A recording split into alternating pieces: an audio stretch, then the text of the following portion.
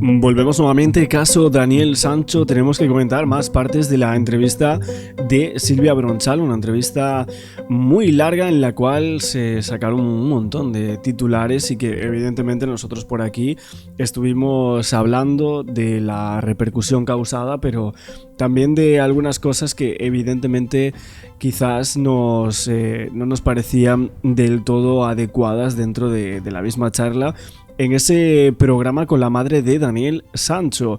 Pero hay una cosa, un titular que ha salido en las últimas horas de el motivo que llevó a Daniel Sancho a romper supuestamente la relación con su madre.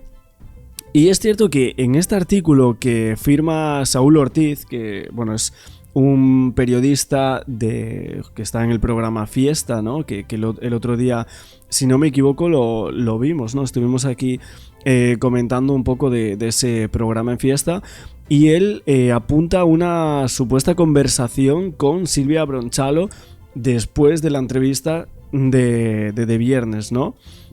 Donde básicamente en este periódico dice que fue un poco tibia, que intentó pasar de puntillas por la poca relación que mantiene con su hijo en el momento de los hechos, porque hacía ya varios años que ni siquiera se veían, algo que evidentemente ahí podemos llegar a especular los porqués. Es cierto que ella dice que Daniel piensa que en algún momento ella fue la culpable de romper la unidad familiar, ¿no? Si no me equivoco, creo que es una de las frases que dice.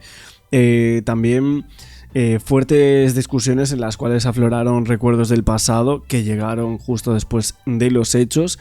Y durante la charla, la madre de Daniel también mostró cierta empatía por la familia de Edwin. Aunque bueno, el propio Saúl, en el programa que vimos ayer, decía algo así como: bueno, es que la empatía que muestra Silvia Bronchalo con la familia de Edwin Arrieta es un poco para la galería, ¿no? De cara a la galería, decía él, como en realidad lo que quiere es tener esa falsa empatía porque así le gana la batalla mediática a Rodolfo Sancho, con el cual tiene esa rivalidad desde hace muchos años que no se pueden ni ver. Y entonces, como él fue tan criticado en torno a lo que dijo de Edwin Arrieta, su figura y demás, de lo de había dos víctimas y todo eso, pues ella se desmarca y entonces lo que hace es esa falsa empatía cuando ni siquiera ha hablado con nadie de la familia. O sea, ha hablado a través de una entrevista después de 3 años prácticamente. O sea, es que, a ver, esto sinceramente, claro, aquí nosotros nos preguntamos no hubo ni un mensaje, porque evidentemente podrían llegar a ponerse en contacto siendo la madre de Daniel Sancho y teniendo los contactos que ella tuvo durante todo este tiempo, incluso con el propio abogado Juan Ospina, ¿no? Si esto es así. Y luego otra cosa que dice Saúl Ortiz en el artículo es que Rodolfo Sancho estaría, al parecer, satisfecho con la entrevista de su expareja Silvia Bronchalo, porque dice que es necesario escucharla y que de esa manera se pueden establecer algunos puntos de unión en sus discursos, que ambos parecen buscar un beneficio para su hijo, que pretenden encontrar la manera que vuelva a España para cumplir condena en un centro penitenciario con todas las garantías, y todo esto a la espera de que se conozca el fallo del recurso presentado por la defensa, en el que todo apunta a que tendrá que pasar varios años en aquella cárcel de Surat Thani hasta que pueda viajar a España. De hecho, ayer estuve mirando el caso era del de Alcáñez, que no me salía ayer el nombre. Y esta persona, claro, hay mucha gente que me decíais que estaba condenado a perpetua. Pero claro, luego me puse a mirar y él lo que está es condenado en la cárcel en la que estaba antes Daniel Sancho. Entonces, no puede ser a perpetua ni a cadena perpetua, porque si no, Daniel Sancho seguiría en esa cárcel de Cosa Muy, ¿no? En la cual sí está encarcelado Alcáñez. Con lo cual, la condena que tuvo que conllevar este señor tuvo que haber sido de 30 años o menos. De 30 años o menos, con lo cual no puede ser esa perpetua que me estabais diciendo en el día de ayer.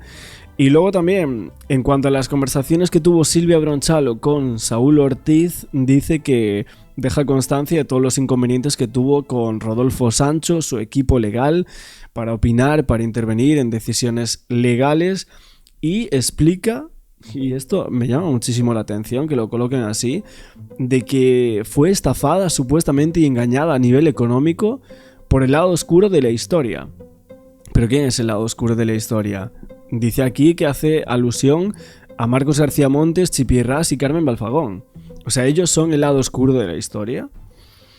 Y bueno, evidentemente estas personas, el equipo legal pide que se aclare esto de forma rotunda y que se desmienta, pero Silvia Bronchalo ha dicho esto. Me parece un artículo, sinceramente, rarísimo, este artículo de Saúl Ortiz.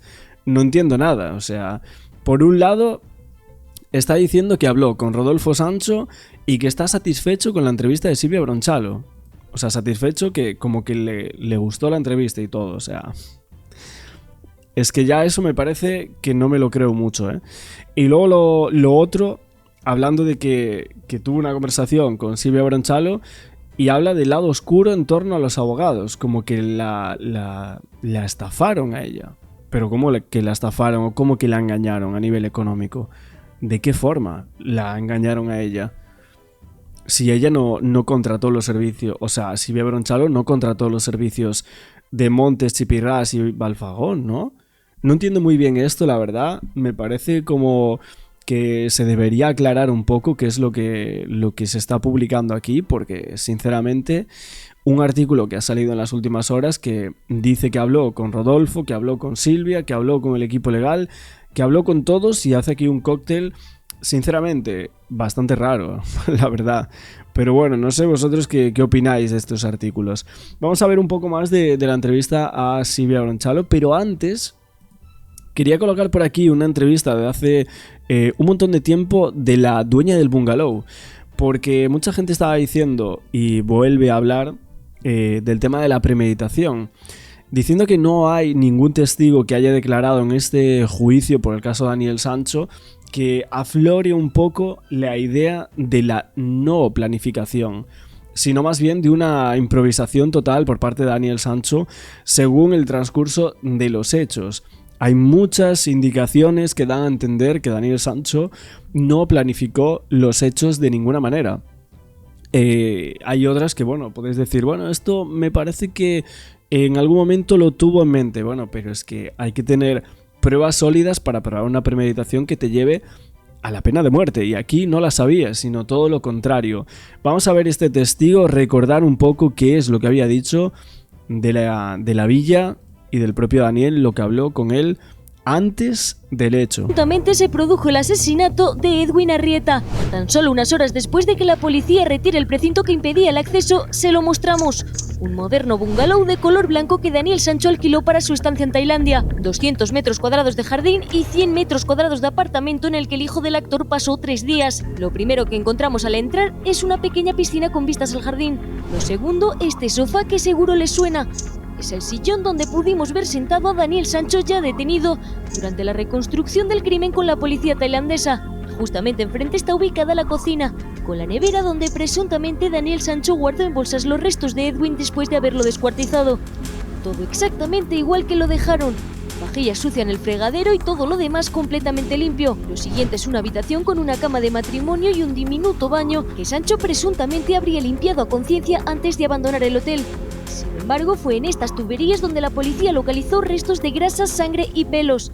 El hijo del actor pagó 430 euros por su estancia en este alojamiento, que abandonó el día 3 de agosto cuando ya todo había ocurrido. Aquí mismo, durante el registro, la policía tailandesa encontró 80.000 euros en efectivo y un collar de oro que supuestamente pertenecía al fallecido. Y este fue también... Es que es muy claro lo que decía la policía, ¿eh? Muy, muy claro. 80.000 dólares en efectivo y un collar de oro. De hecho, el propio collar lo muestran en la reconstrucción, lo muestran. Entonces, ¿dónde están esos 80.000 dólares? ¿Y por qué no los reclama nadie? ¿Por qué no los reclama nadie? Si es que eran clarísimos, la policía tailandesa fue clarísima en ese momento. 80.000 dólares y un collar de oro. Y Daniel Sancho como que lo muestra el collar. pero ¿dónde está ese dinero? ¿Y cómo había tanto dinero? Porque no estamos hablando de una cantidad que tú digas, bueno, es que la voy a pasar por aquí, por este aeropuerto, por este sitio, tranquilamente, ¿no? Voy a llevar unos cuantos miles para tener un día o dos, o bueno, a lo mejor me quedo algo más en esta isla y bueno, para tener ahí y demás, ¿no? O si incluso era su presunto sugar daddy, como se está sugiriendo, ¿no? Pero, ostras, 80.000 es una auténtica barbaridad de dinero. Bien presuntamente el último lugar en el que el cirujano Edwin Arrieta estuvo con vida. First time when I checked, like I met Mr. Daniel, he was like, it seemed he's a good person. I thought he's a good guest and he will not give us any trouble. Usted hizo el check-in. Bueno, aquí dice que le pareció una buena persona y demás, lo que habló con él, y que cree que no iba a dar ningún problema. Es que no sé si se ven bien los subtítulos ahí. I thought he's a good guest and he will not give us any trouble. Usted hizo el check-in con Daniel Sancho, ¿no? Yes, because he checked in the evening, around 5:45. So that time we didn't have staff in a holiday, Thai holiday. So I had to do the work, yeah. ¿Él estaba nervioso? No, he was not nervous at all. Yeah, he looked. Bueno, dice que era una persona muy normal en estas declaraciones. Esta señora Reca, ¿no? Lo que pasa es que sé que la entrevista era más larga. No sé si alguien la tiene o alguien la puede llegar a tener esta entrevista. Porque, bueno, quería recordar un poco cosas también del pasado y volviendo al presente con las nuevas declaraciones que hay y las pocas dudas que deja Silvia Bronchalo. Y creo que, sinceramente, cuando dice, no, es que Daniel dice esto, pero claro, es que como lo dice Silvia Bronchalo es, buah, pero es que yo no me quiero nada a mi hijo. Ostras, entonces, ¿cómo vas a plantear la defensa? O sea, la pregunta que yo le haría a Silvia es, ¿y cómo plantearías tú la defensa? ¿Dirías algo totalmente contrario a lo que te está diciendo tu hijo? Claro, no lo sé. Es que es algo como... no, es que yo no planifiqué nada. Bueno, es que Daniel me dice esto, pero yo la verdad que no me lo creo. Tendrás que... Es que yo lo que veo es que Silvia Bronchalo no... Da la sensación como que no se ha estudiado mucho el caso, la verdad. Y bueno, y no se ha estudiado las pruebas o testigos, como por ejemplo esta señora, que dan pie o indican que no existió ningún tipo de planificación. Vamos a verlo todo esto. Staff in a holiday, Thai holiday.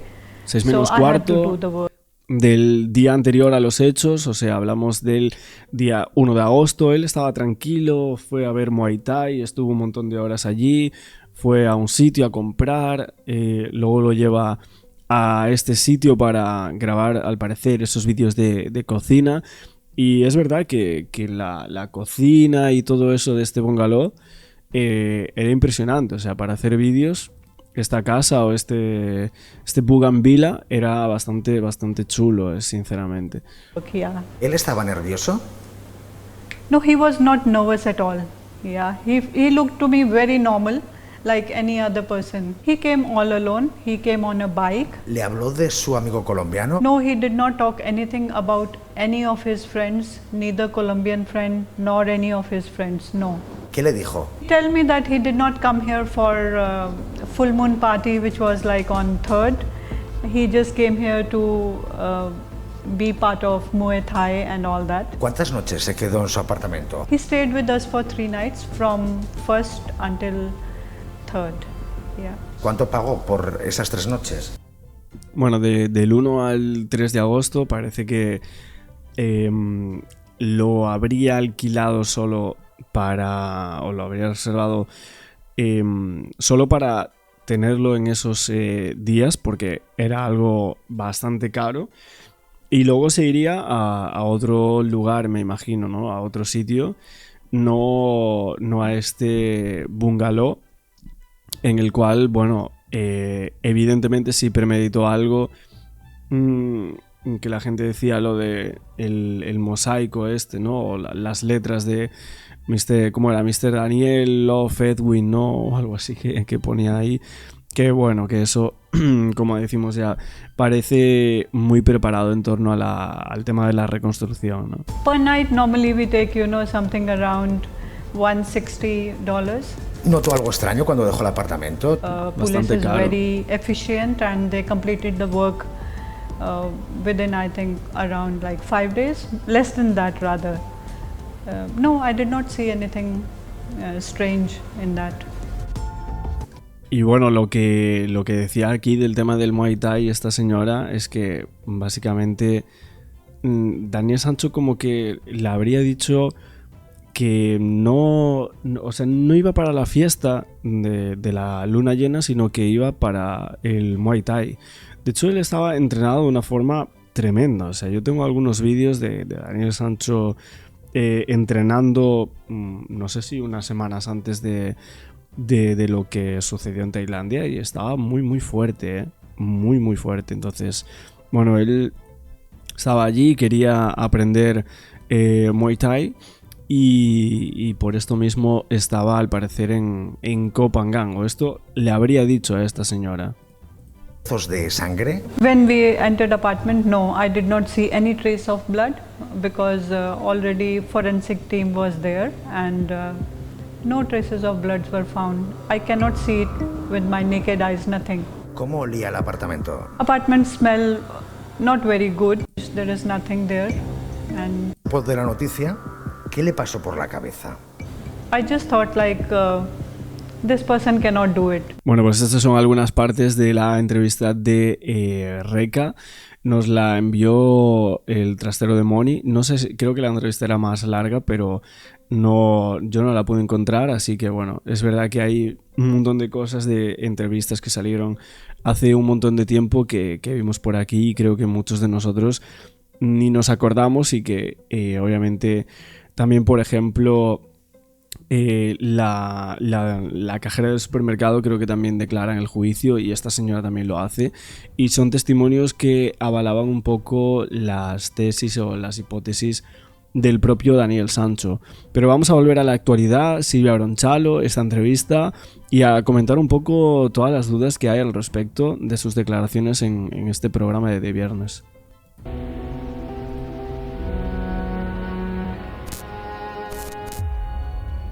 A mí esto jamás se me hubiera pasado por la cabeza, nunca en la vida.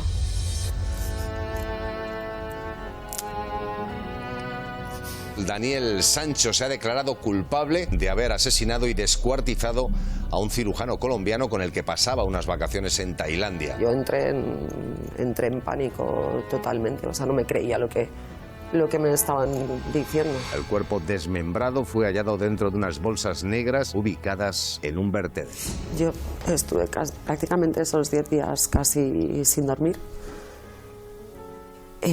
hablando con mucha gente, hablando con su padre. ¿Has podido hablar con Silvia, hermana Rodolfo?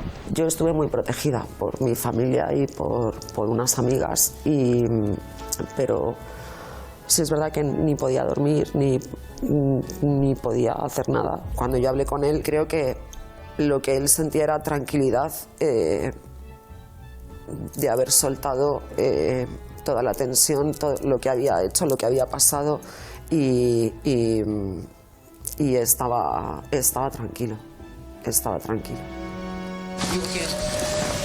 I just want to say that I'm sorry this happened in Thailand.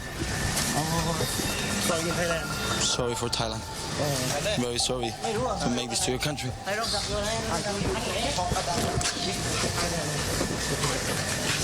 I've always loved Thailand. I'm so sorry this happens in Thailand. I'm so sorry. ¿Tú que lo conoces, cómo lo veías en ese momento? Yo creo que él lo estaba contando porque no podía más. O sea, yo creo que él no podía tener eso dentro. Cuando yo lo he visto cuando lo hemos visto todos en la playa, que la gente decía, va muy altanero y tal. No, yo creo que no era altanería ni soberbia. Creo que se estaba liberando de algo que que lo estaba comiendo por dentro. En ningún momento tapa a sus esposas y en ningún momento se tapa la cara. Creo que no hubiera sido capaz de no contarlo. No quiere Daniel que se muestre una imagen de él esposado, con lo cual por eso cubre sus manos debajo de la camiseta. Hemos visto cómo incluso un agente le ayudaba, ¿no? Mira, este es el momento, me imagino, este es el momento en el que ya le ha pedido a los agentes acercarse hasta la orilla, a meter los pies en el agua para refrescarse, supongo que para también tomar un poquito de aliento en esa situación. Y le vemos cómo está mirando al horizonte, no sé si está reflexionando, pensativo, o qué es lo que estará pensando Daniel en ese momento. Creo que Daniel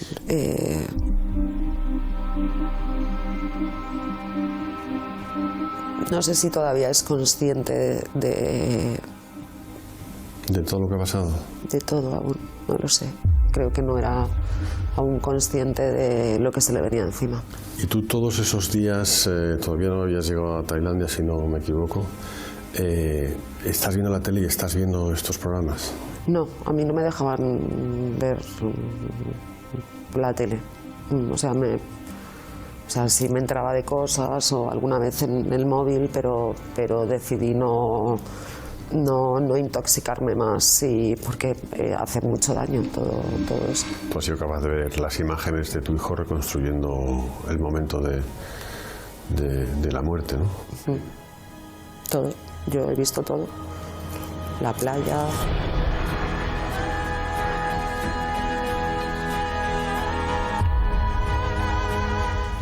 la casa,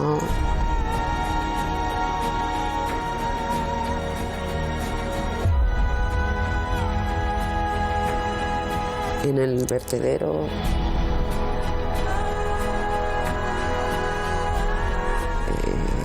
comprando.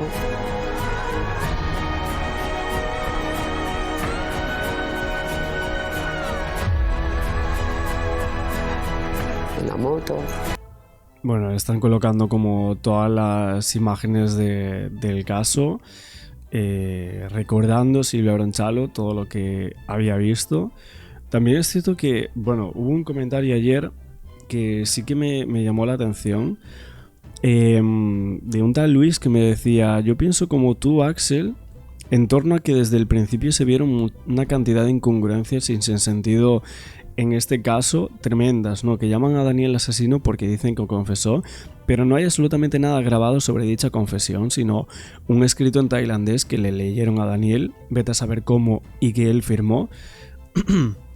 Bueno, que está en el sumario, que era un engaño a Daniel Sancho para que dijese lo que ellos querían y luego trasladarlo a España en 48 horas. O sea, eso está en el sumario, no se lo inventaron los abogados ni nada, tremendo.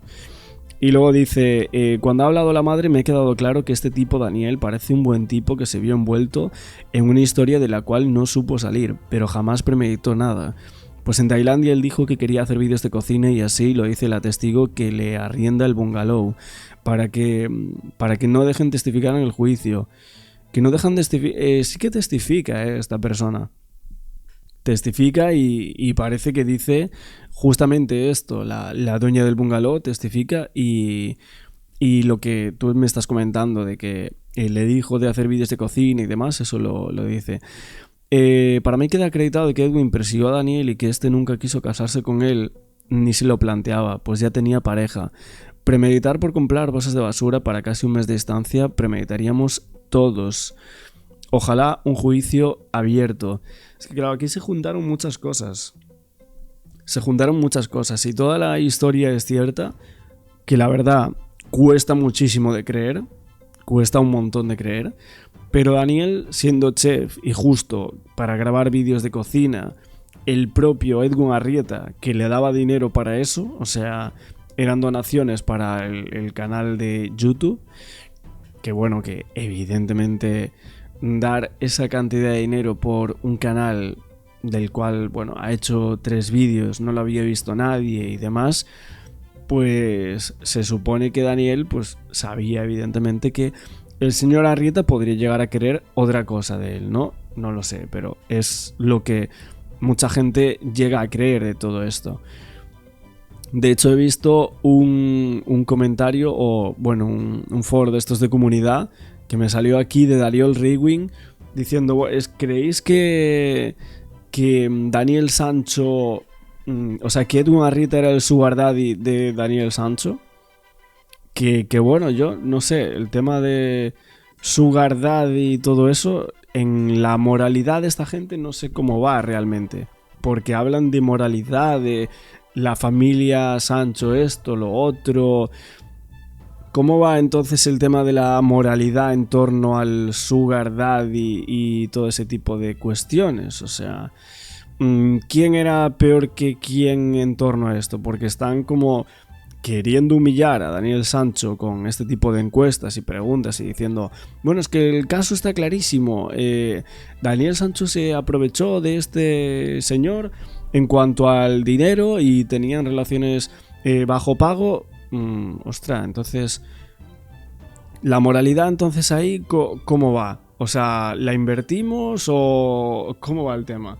Esto lo digo por lo que están opinando esta gente, ¿eh? Lo que están diciendo. Un 95% cree que Edwin Arrieta era el sugar daddy de Daniel Sancho. O sea, esto no es que lo esté diciendo yo, lo está diciendo la encuesta que coloca este canal de Dariol. Pero entonces, ¿cómo opinamos aquí de eso? Pero bueno, lo que me decía este Luis González, pues evidentemente opino como él totalmente, ¿eh?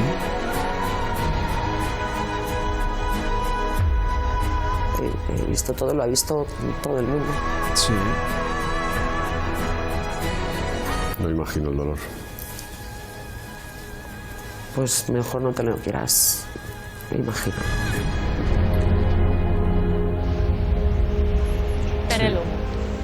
Doctor Cabrera, decía ella, lo ha visto todo el mundo, pero todo el mundo no es una madre.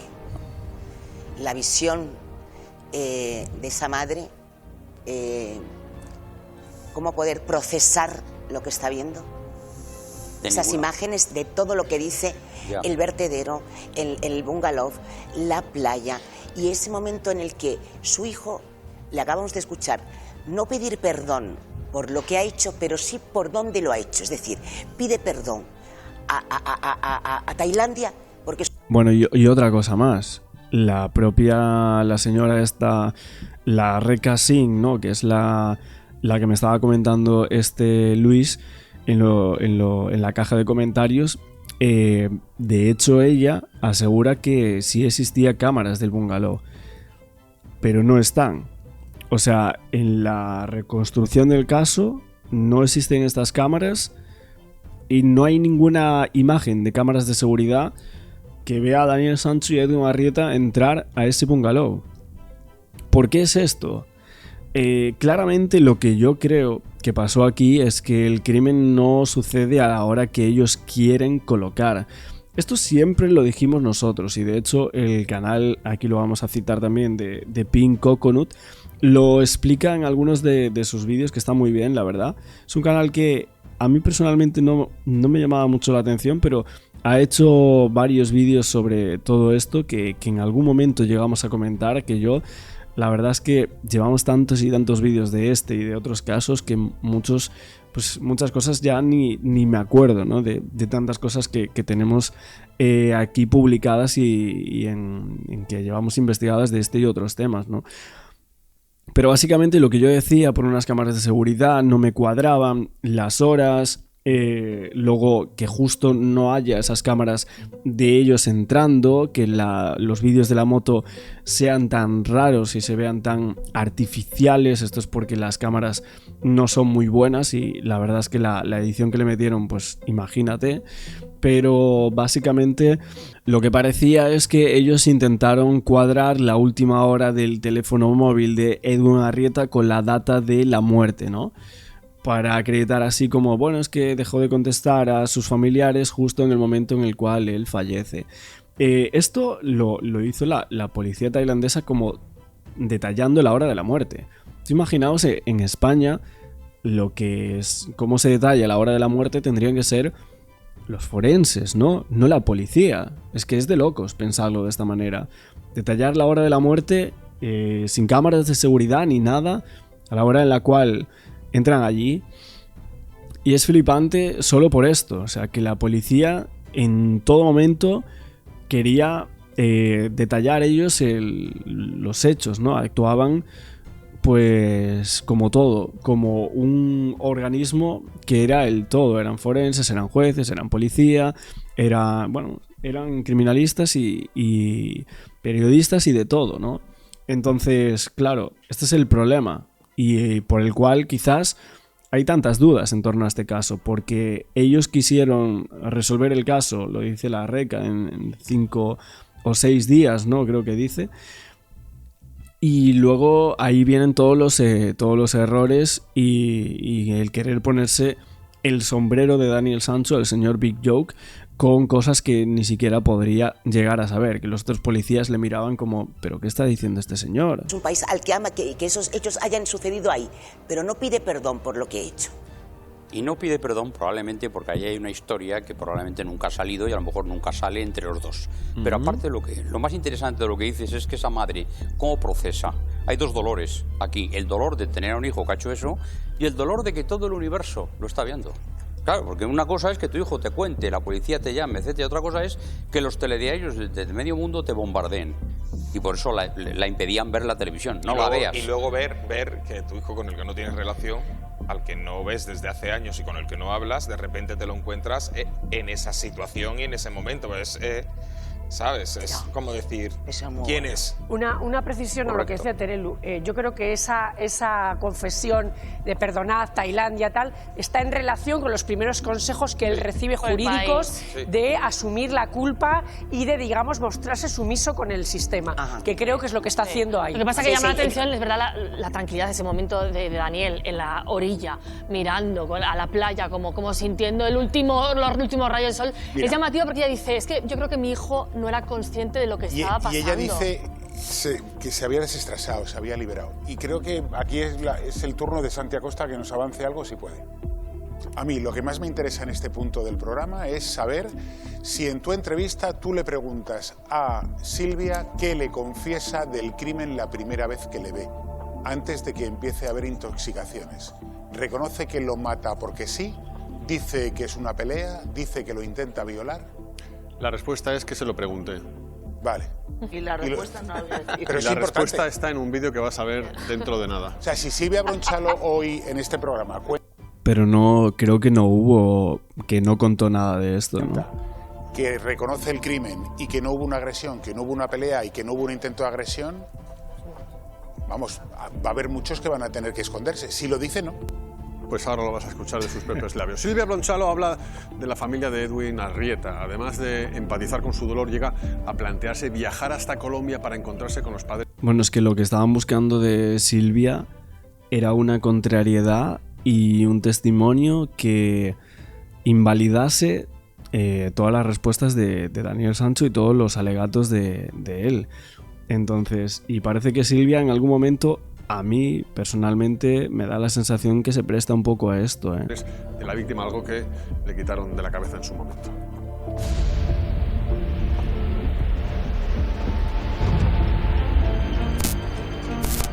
¿Hablaste alguna vez directamente con la familia de Edwin? No. Sí solicité incluso a periodistas el teléfono de los padres de Edwin.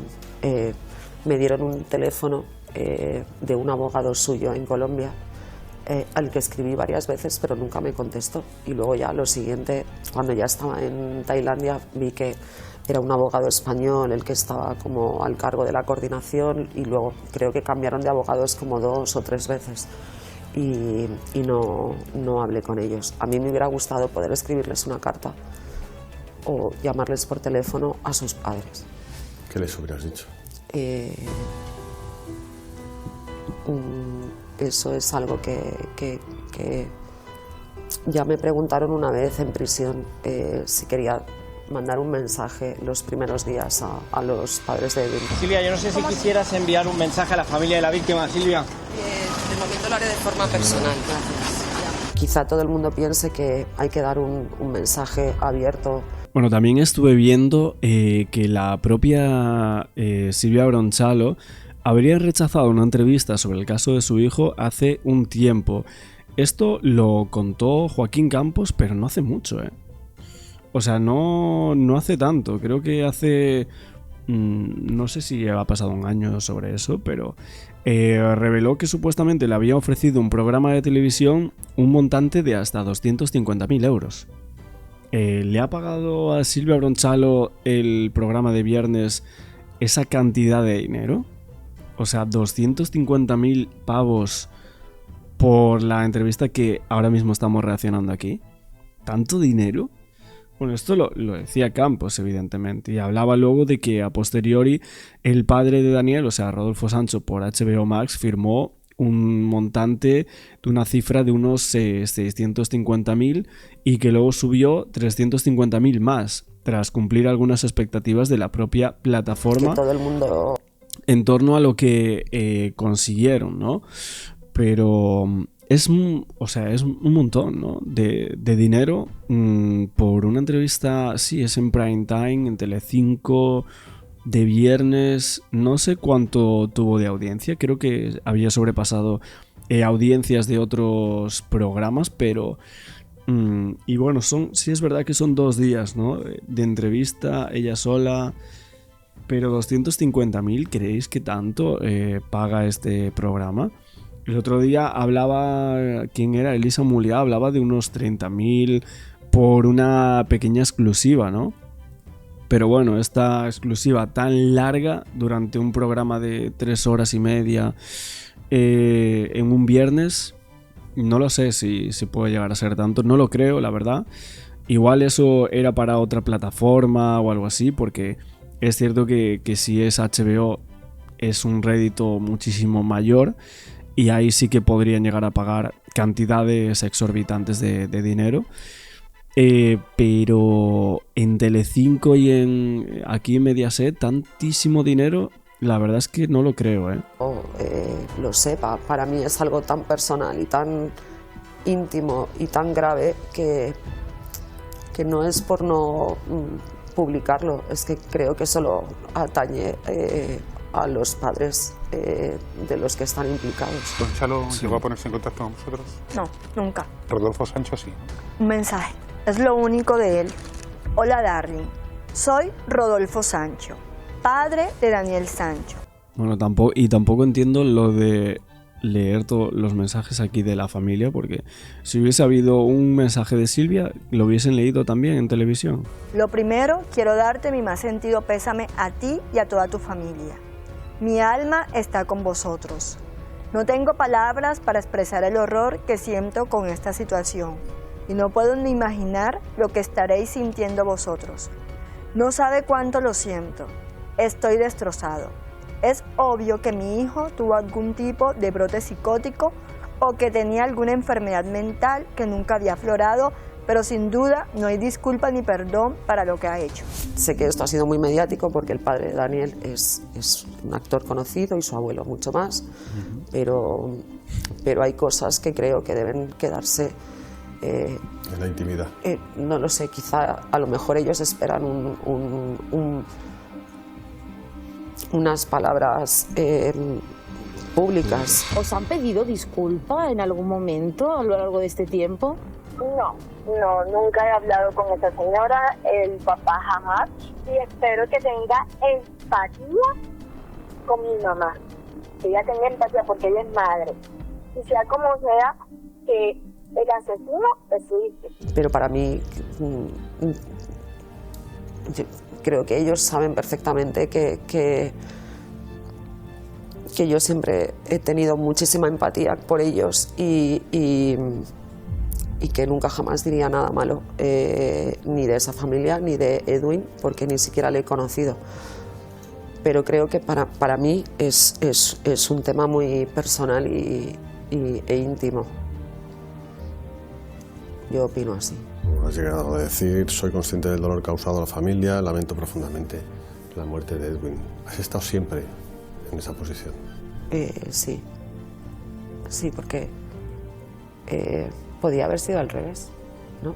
Podía, o a lo mejor no con Edwin, pero yo me pongo en sus zapatos y eso, si a mí un día alguien me llama y me dice que tu hijo está descuartizado y esparcido en Tailandia, y pues yo no sé si hubiera tenido la misma actitud que ellos han tenido durante todo este tiempo, porque no han dicho una sola mala palabra, no han dado entrevistas ni nos han puesto verdes en ningún momento que yo sepa.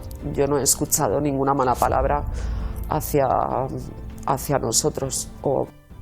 Bueno, en este caso es cierto con el tema de los padres de Edwin Arrieta, de lo que está aquí comentando Silvia, aunque a mí también es cierto que me llama la atención algunos personajes que fueron saliendo, amigos de Edwin Arrieta, que luego nunca más nadie los volvió a llamar, y de hecho a día de hoy algunas de esas entrevistas quedaron como falsas o datos erróneos, cosas que no cuadraban para nada y que querían como figurar mediáticamente a raíz de la repercusión del caso. Algo extrañísimo, porque sinceramente estaban dando datos de estuve aquí, hablé con Edwin allá, estuve en este lado, un vídeo me envió esto, y luego nada de eso no se prueba, ¿no? Nada de ese tipo de cosas. Y sinceramente, ¿quién era toda esa gente que empezó a salir ahí y luego no ni acudieron al juicio, ni nadie los volvió a llamar para ninguna entrevista? ¿Quién era toda esa gente? Por lo menos hacia mí, y yo no sé si hubiera actuado de la misma manera, no lo sé porque no me ha ocurrido, pero no estoy segura de que actuase de la misma manera que han actuado ellos, con tanta prudencia y con tanta humildad. Demasiado de duro, señor. Demasiado de duro. Yo no sé por qué no me he vuelto loca. Un mes después de la muerte de Edwin, sus padres daban una entrevista en la que culpaban a tu hijo Daniel, pero os exculpaban a vosotros. ¿Les llegaste a entender? Es que yo no vi esa entrevista. Sé que dieron una entrevista o que alguien se desplazó a Colombia para hablar con ellos, pero no la vi, no la he visto. Te voy a leer un entrecomillado de esa entrevista. Bueno, de hecho te llegaron a invitar a Colombia, a su casa. ¿Ah, sí? Y dijeron, si ella viene a Colombia, yo la recibo porque ella no sabía quién era su hijo. Yo a ella no la culpo, ni al papá tampoco, porque no es culpable de lo que hagan los hijos. Ella también está sufriendo. O sea. A ver, es que al final ninguno de los padres sabían lo que estaban haciendo los dos, o sea, sus dos hijos. Y claro, con ese comentario vemos como ella no sabía quién era su hijo. Es como, literalmente como si se lo estuviese diciendo a ella misma. O sea, yo no sabía quién era mi hijo, ¿no? Es muy duro, ¿eh? O sea, para las dos partes, sinceramente. Ese mensaje no te llegó nunca. No, pero yo tuve intención de ir a Colombia a visitarles, pero sí es verdad que me lo quitaron de la cabeza. Te dijeron que no fueras. Sí. Bueno, ¿y por qué le dijeron que no fuese? Porque en un inicio se habló de que supuestamente había unas amenazas a la familia de Daniel Sancho, pero ¿por quién o por qué? Personas cercanas a Edwin, no de la familia, vemos que es una familia totalmente normal, los padres ahí hablando, pero tenía algún tipo de amistades peligrosas o algo así que podrían llegar a intervenir en todo esto. Bueno, son algunas preguntas que nos vamos haciendo acerca de todo este caso, y fíjate que empezamos con lo de los 80.000 y que la pregunta de qué iba a hacer Edwin tan solo unas horas a esa isla en Tailandia, en Koh Phangan, cosas que evidentemente no han querido revelar de ninguna manera hasta el día de hoy. Apuntan a una planificación del crimen. Nuestro compañero del programa del verano ha podido entrar en el bungalow en el que supuestamente se cometió el crimen. Jorge Luque, cuéntanos. Buenas tardes. A través de esta puerta se accede al jardín privado de esta villa de lujo que alquiló aquí en Copangán Daniel Sancho. Fíjense, hasta piscina privada tiene. Ese cartel llama la atención. Please don't disturb. No molesten. Y es que cuando se encontró con el servicio de limpieza, Daniel les dijo que no entraran, que todo estaba limpio. En cuanto al tema de la villa, que esto es algo que a mí me sorprendió muchísimo, que creo que fuiste tú que grabaste también un vídeo entrando a la villa donde presuntamente se cometió el crimen. O sea, nos sorprendía, ¿no?, que, por ejemplo, periodistas pudieran entrar, ¿no?, a esa villa. O sea, no estaba ni precintada ni nada. O sea, ¿cómo tú, Claro. o sea, tenías facilidad para entrar ahí? A ver, en España, por ejemplo, a lo mejor una prueba de un crimen la guardan la precintan y la guardan ahí bien guardada hasta que es el juicio, y después del juicio y está ahí guardada años. Y un lugar igual está precintado mucho tiempo por si luego lo quieren volver a inspeccionar y reinspeccionar y tal. Aquí, pues se ve que tienen otra forma de trabajar. O será que en este caso lo han visto muy claro. Y entonces ellos, la policía tailandesa fue a esa casa, realizó la inspección que tuviera que realizar, tomó las huellas que tuvo que tomar. Daniel Sancho hicieron una reconstrucción, fue allí y contó cómo había sido todo, lo grabaron en vídeo. Y sí que es verdad que muy rápido, a los 3-4 días, la casa ya estaba desprecintada y nada, y la señora pues nos la enseñó. Joder, es que tremendo, ¿eh? ¿Y cómo, o sea, cómo fue para ti entrar allí? O sea, entrar al lugar donde presuntamente se cometió el crimen. ¿Te daba como mucha Pues yo creo angustia, que por así decirlo? Mira, yo creo que es que yo creo que te tienes que ser muy frío y no pensar, o sea, que no te afecte nada de tu trabajo. Porque si no, nosotros entrevistamos a madres, a padres de asesinos, de buenos, de malos, estás ahí dándole vueltas a los casos, yo que sé, como un policía o como un enfermero. Al final, pues cuando cierras el trabajo tienes que intentar que no te afecte. Y igual que supongo un cirujano cuando está abriendo un cuerpo lo hace de forma mecánica, porque a lo mejor me dice a mí que lo haga y no podría, pues no sé, entras ahí y, hombre, sí que te impacta. A mí me impactó, o sea, me impactó Sí. porque él lavó todo y claro, si tú entras en esa casa y no sabes lo que ha pasado, no te das cuenta. Pero nosotros que lo sabíamos, en las paredes se notaba que estaban lavadas, pero no del todo, ¿sabes?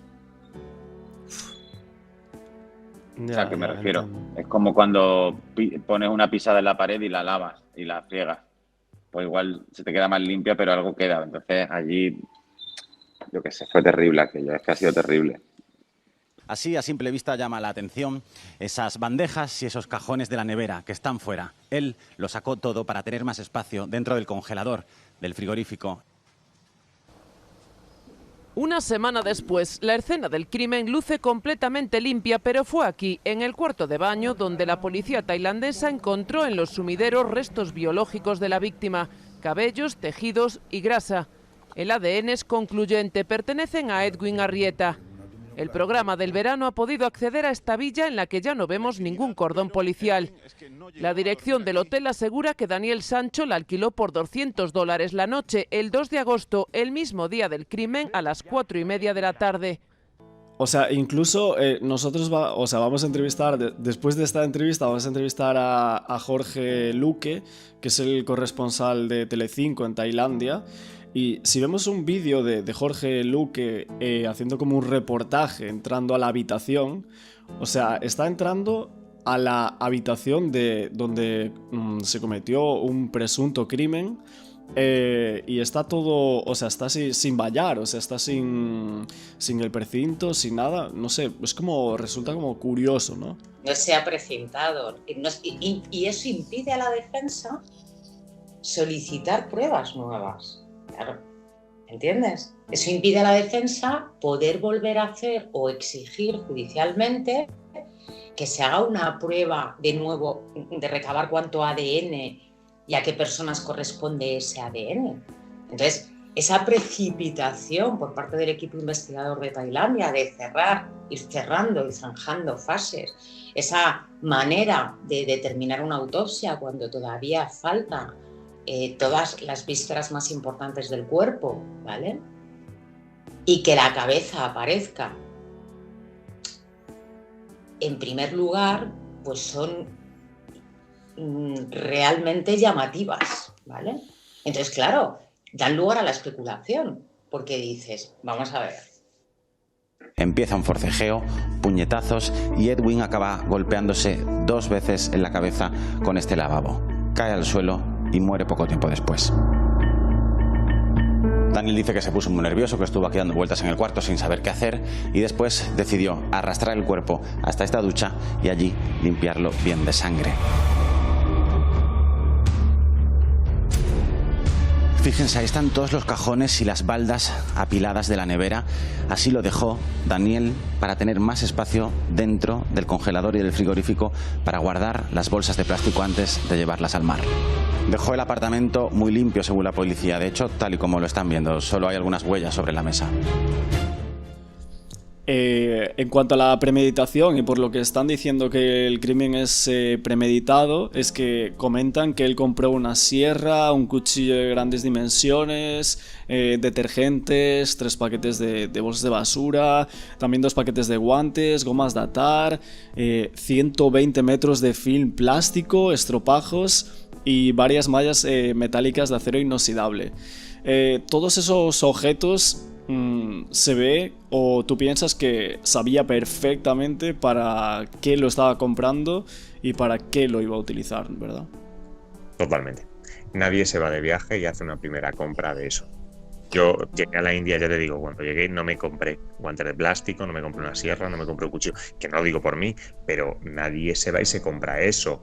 Entonces, por algo lo compró. Sí, en todo hay una motivación. En todo en esta vida hay una motivación. Entonces hay que buscar por qué buscó eso. ¿Por qué lo compró? Y no sé, pinta complicado. Pinta complicado que se pueda explicar. Incluso si yo fuese a comprarlo o iba a bajase a un bazar a comprar eso, no sé, alguien tendría que sospechar de este señor para que quiere tanto, no sé, mejor. Claro, en algunos casos que haya pasado de esta forma o que haya un descuartizamiento, no sé si tú te acuerdas de alguno así, ¿eran los mismos objetos o similar? Eran similares y aparte se compró uno más, que fue un frigorífico, un frigorífico de tapadera, un arcón frigorífico. Un arcón. Es el elemento que me faltaría. Porque en la mayoría se compra, siempre la gente no tiene para refrigerar 70 kilos de carne. De hecho, te puedes ir a la serie de Dahmer, esta tan famosa que se ha puesto, que él tiene varios arcones con la refrigeración, con los restos cadavéricos. Es lo que suele pasar, tú no tienes un frigorífico donde te quepa todo eso, entonces sueles ir a comprar a una gran superficie y suele salir el ticket de compra. Aquí no, porque era un hotel. Pero yo en el caso que conocí aquí cerquita en Baleares, fue el arcón. Aparte de eso, se compró un arcón. Nosotros que tocamos algunos casos por aquí, el tema del arcón sí que nos suena más, ¿no? No tanto del descuartizamiento de los cuerpos, sino para dejar un cuerpo, etcétera. Sí que lo tenemos visto. Como que se teorizó mucho, por ejemplo, en el caso vigués de Débora Fernández, el tema del arcón y si podía estar el cuerpo también durante un periodo en ese frigorífico, en ese arcón grande, ¿no? Claro, sí, es la base, lo congelo y ya veré lo que hago luego con esto. Sí, no es extraño. Fijaros en la reserva de hotel Edwin Arrieta Arteaga, el 31 de julio hasta el 3 de agosto. Esta es una de las reservas que había a nombre de Edwin, ya que Edwin Arrieta realiza la reserva en el hotel Pambiman Resort de Koh Phangan del 31 al 3 de agosto y no llegando hasta Koh Phangan hasta el 2 de agosto. Pero Daniel Sancho vuela a Tailandia de viaje de ocio y tenía un vuelo de vuelta el 23 de agosto. El 23 de agosto tendría un vuelo de vuelta, hace unos días tendría que estar de vuelta. Pero se sabe también que Daniel Sancho alquila una moto Y el 31 de julio realiza el check-in en el hotel Pambimán que había reservado Edwin Arrieta. Por aquí el criminólogo saca como unas fotos de los hoteles y esos resorts de lujo. Lunes 31 de julio, a su vez, Daniel Sancho realiza la reserva en el hotel Bugain Villas del 1 de agosto al 6 de agosto y lo hace el bungalow número 5, que sería la escena del crimen, ¿ok? Este es el bungalow número 5, que es la escena del crimen en el hotel Bugain Villas. Y no se sabe exactamente en cuál de los dos hoteles pasa esa noche. Bueno, me imagino que lo pasaría en el mismo, ¿no? El martes 1 de agosto, las imágenes de esta cámara de seguridad que todos hemos visto ya un montón de veces. Daniel Sancho comprando una sierra, cuchillos y otros utensilios en una tienda. Aunque si vemos un vídeo que ha salido, un vídeo que salió hoy de Telecinco, ¿no? Con el tema de los cuchillos, en realidad parece que... que no es el mismo cuchillo que salía en las fotografías del informe policial. No sé, es raro eso, ¿no? Bueno, lo veremos ahora. Muy delicado el caso y doloroso por las dos partes, y más por la familia de Edwin. Gran pésame, totalmente. El caso es tremendo, ¿eh? Hay que respetar la presunción de inocencia hasta que la justicia diga lo contrario. Ajá. Vale. Pues aquí en este supermercado se habla a los medios que compra detergente y lejía. Esto es lo que se habla de los medios que compra detergente y lejía, pero en el dossier de la rueda de prensa de la policía tailandesa no se hace ninguna alusión a la compra de artículos de limpieza y parece ser que tampoco en el ticket de compra. Las cámaras de seguridad del establecimiento graban el momento y por otro lado Edwin Arrieta contacta por última vez con su familia desde Bangkok y les manda un selfie. Entonces, claro, ese día o el día que tuvo que limpiar toda esa habitación después de lo que estás comentando, por ejemplo, el consumo de agua no sería una locura, no hay ningún informe de ese día del hotel en el que haya como mucho consumo en esas horas o algo así. Lo volqué como Twitter, como un post en el Twitter de Descubro, ¿vale? Precisamente esa teoría, ¿no? Que como investigador entiendo que habría que analizar ese consumo, porque el consumo de agua ha debido de ser desbordante. O sea, tú imagínate, para limpiar todo eso, pues se pueden establecer medias y se puede ver que eso sea real y que, no sé, luego otra cosa que sorprende es inmediatamente la purificación de esa habitación, ¿sabes? No permitir. A mi parecer, evidentemente, Tailandia tiene sus normas, tiene sus medios y son un país diferente al nuestro, ¿no? Pero en España no tendría cabida que 3 días después la habitación esté limpia, ¿vale? Y no se pueda permitir a la defensa que quiera recabar nuevas pruebas sobre ese espacio donde presuntamente se ha cometido el asesinato. Eso debe... Claro, sí. Sancho salta una y otra vez al agua de la piscina de la villa que él mismo alquiló y donde vio morir a su amigo. You heard something strange? No, nothing. Nothing. Zero. And have you seen him walking around? Yes. She's been at the restaurant and she's been here. I saw him but she's a tourist. Did you see him alone? Alone, yes. Grita, habla muy alto por teléfono, en una zona especialmente tranquila. Varios vecinos se despiertan. Search the phone, we heard him jumping in the pool and have conversation, yeah. But by phone or with someone? I don't know. Because you see, this is my place. I just can hear, I cannot see. Y, por ejemplo, ¿tú cómo conseguiste esa entrevista que salió como un vídeo en el que decías que un testigo contaba que Daniel estuvo como súper alterado, ¿no? Presuntamente después de cometer el crimen y que estaba como en una villa cerca de la piscina y un testigo que lo había visto, ¿no? Como alterado, haciendo gestos y tal. Pues se consigue trabajando, preguntando. Perdone, usted sabe tal, perdone, usted conoce a tal, perdone, usted ha visto, perdone tal, perdone, pero usted conoce, perdone, pero tal. Y entonces, tras muchos, das con alguien que dices, esto es muy bueno. ¿Sabes? Que resulta que en la misma casa donde cometió el crimen, al día siguiente estaba de fiesta. Madre mía. ¿Sabes? Que te cuentan cosas que a lo mejor no son importantes, no son relevantes. Hay gente que, claro, pues hablando con mucha gente y haciendo llamadas. O sea, ¿con cuántas personas has podido hablar en el tiempo que estás ahí en Tailandia? Mira, por ejemplo, ahora estos días que estamos de guardia en la cárcel, estos últimos días, por si entra la madre, viene Rodolfo, los abogados a ver qué nos cuentan, la personal de la prisión, etcétera. Yo a todo el mundo que pasa por allí, que entra o sale, les preguntas cosas.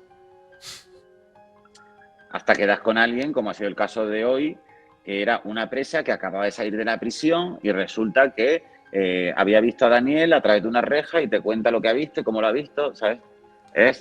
El reportero es preguntar y para un lado y para otro, y nosotros aquí tenemos mi cámara, Juan, Fran y yo, una moto alquilada, que aquí todo el mundo va en moto, sí. Y todo el día como locos para un lado y para otro.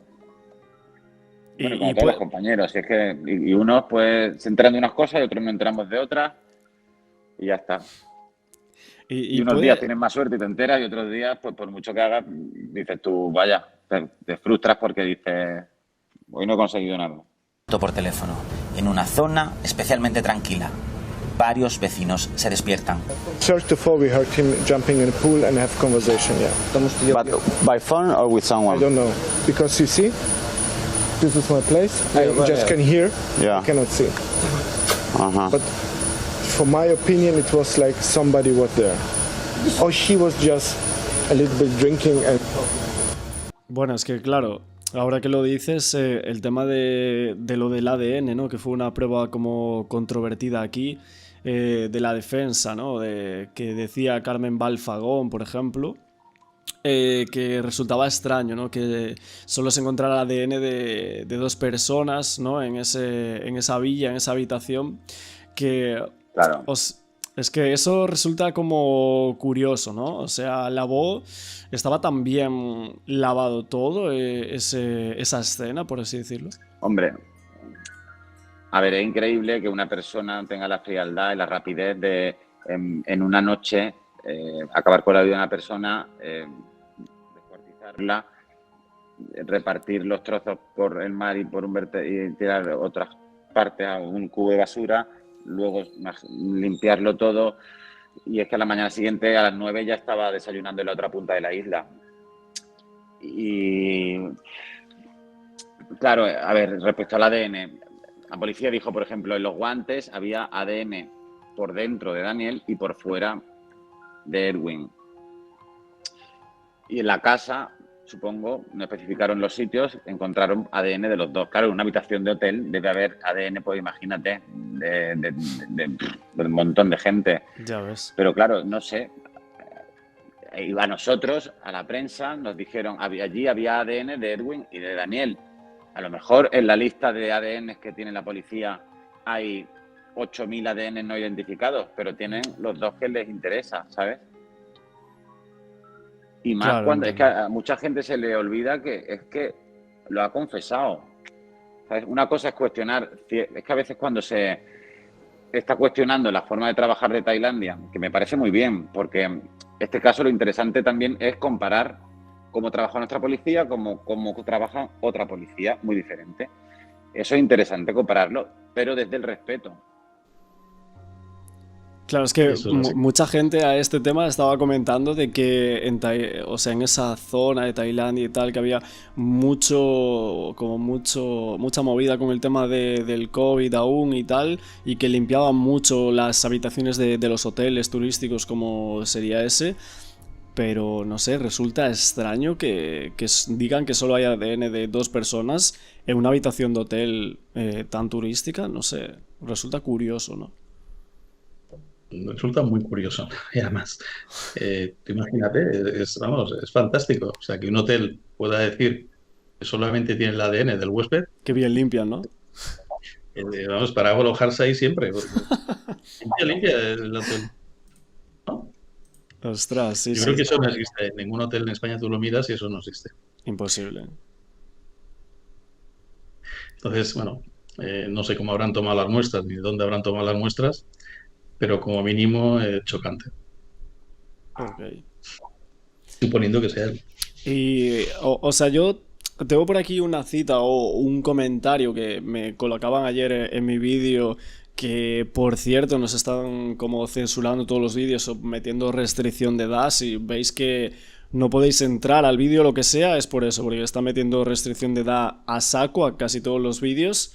No sé si es que alguien está denunciando o hay alguien en YouTube toqueteando todos mis vídeos a ver qué estoy diciendo o qué no de este caso, pero sí que no nos está metiendo restricciones, ¿no?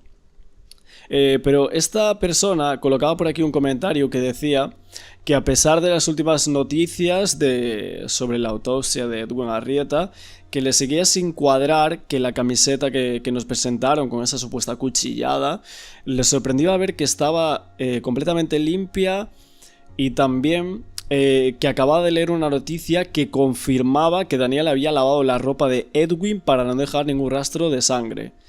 Pero pregunta que con qué sentido, si luego se deshizo de ella con los trozos del cuerpo en ese vertedero. Sí, es que todo esto no tiene mucho sentido, ¿no? Es decir, o sea, tú lavas una camiseta y luego la tiras con los restos y que se vuelve a manchar de sangre, con lo cual es un poco tonto el tema, ¿no? Es decir, hay tantas cosas que no cuadran. Lo que no cuadran me refiero que chocan demasiado. Que bueno, que una de dos. O realmente lo ha hecho tan mal que no tiene sentido, o sea, es un poco tonto lo que ha hecho. O algo raro hay, porque no es normal. Vamos, yo no lo veo normal. Además, en una habitación de hotel no tienes lavadora, entiendo que lo lavaría a mano, ¿no? Quita la sangre tú de una ropa, que no quede ni rastro a mano. ¿Tenía lavadora allí en la habitación? No conozco ninguna habitación de hotel con lavadora, pero vamos, si la hubiese, puede ser, no lo sé. Sí, sí. Yo sé, Edwin tenía unos muy buenos amigos en España. Pero ¿cómo llegan a conocerse Edwin y Daniel? Según el Bangkok Post, el presunto asesino lo cuenta en su declaración. Edwin contactó con él a través de Instagram y la conexión entre ellos fue instantánea, razón por la que después también conversaron por teléfono e intercambiaron imágenes íntimas. Unos días después llegó el momento de conocerse en persona, cita en la que mantuvieron relaciones sexuales. La información que a mí me está llegando del caso de Daniel, o sea, realmente me habló muchísima gente, ¿no? Me habló muchísima gente sobre el caso Daniel Sancho, Edwin Arrieta. Yo no sé si realmente algunas de las informaciones que me llegan son de algunos de los círculos. No tengo ni idea, la verdad. No lo puedo saber. Pero hay muchas informaciones que a mí me cuadran, ¿vale? A mí me cuadran. Pero me cuadran con lo que ha salido y cómo conformar la historia, ¿no? Es que hay partes de la historia o el por qué Daniel Sancho llega hasta Koh Phangan o hasta Tailandia pensando en acabar con Edwin Arrieta. ¿Cuál es el motivo del crimen?